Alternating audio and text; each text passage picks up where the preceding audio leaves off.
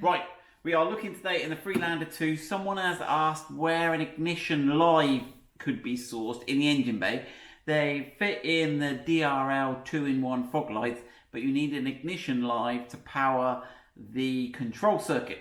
So I hadn't done this before, so I promised them. I'm a little bit late, but I promised them. So here is the engine fuse box, and to get in here you have to press this little tab here, and there's another one you probably can't see just under here. You might have to come around this side to look at it.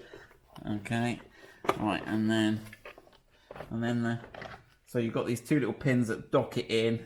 You've got to put it there, that you've got to push, and a bit there. Right, so that gives you, and on the back of here you can see you've got all your fuse box locations. We'll have a look at that in a mo.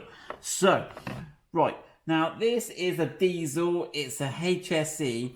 Now if you have a little gander in here, let me use my multimeter as a pointing thing. You can see we've got some unpopulated fuses. Now some of them, I don't know if you can see on the camera, but we've got, you can see metal bits, so there's obviously power or something going to it. Some of them they've got no metal component at all, but here we've got a metal component. So I think if I test the voltage on this, and we've got several blank fuses, I've worked this out already, so this is the one we're going to use. Now if I put the voltmeter on, just if you want to check this yourself, put it on DC volts there, and then if I earth that out, let me find somewhere earth there, and I test the voltage on this metal pin here, you can see on the meter that we've got 0 volts or very low volts showing. Now what I'll do is I'm going to leave that there, and we are going to swap over. I'll grab the camera, and then if you want to go and turn the ignition on, so there we go, let's have a look. You can see there where I am. It's fuse number 38. Right, so at the moment, so if you turn the ignition on, you see when it goes to, so that there is ignition, that's going to 12 volts, when the, and then turn the ignition off again. Okay, right, so there we go. So that is where we are gonna, that's how to get it. Now, right, a couple more things to note.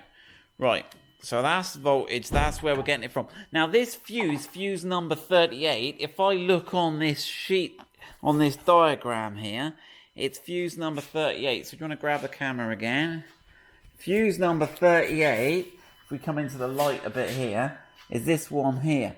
And this is for the AFS lighting. So I'm kind of hoping that not many people have got the Freelander 2 with the AFS. So a lot of you should have this empty and you can piggyback into it. Right, a couple more things I wanted to cover. Right, if you can just shine that light back down again. Now right at the front here, now I've got the headlight out, so you might be able to actually come in through the front there. You've got this big rubber block here that sort of slides up where the main power cable. And I think you could drill a hole through this rubber section, and then you could come out into the fuse box here. So to get into the fuse box, I would go through this rubber bit. You see you can lift it up a bit, make a hole through there, and then feed your wire in through there, and then you can trace it along and come on to fuse 38. Right, so that's how you actually get into it. Right, now how are you going to connect onto it? If you want to dive over here. So what you've got here, if we can put these for sale on the website, or you can find them on eBay, you've got a fuse that plugs in.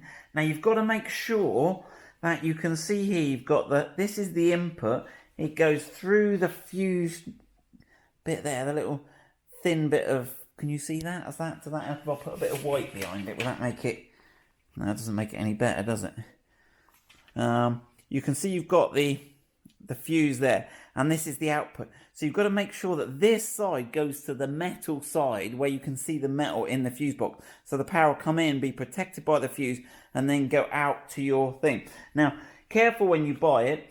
If your fuse 38 is populated, you could get one of these. Now this is again a cable, but what this does is this goes into the fuse, and you replace the original fuse and you put it in the bottom two, and that allows the fuse to do its normal thing. So this is if you have a fuse in 38. And then you can put a secondary fuse in the top here, which fuses an extra outlet for this one here.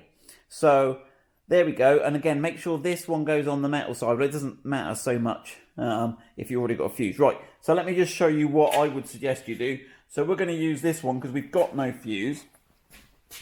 So you can literally, right, again, we've got to look in there.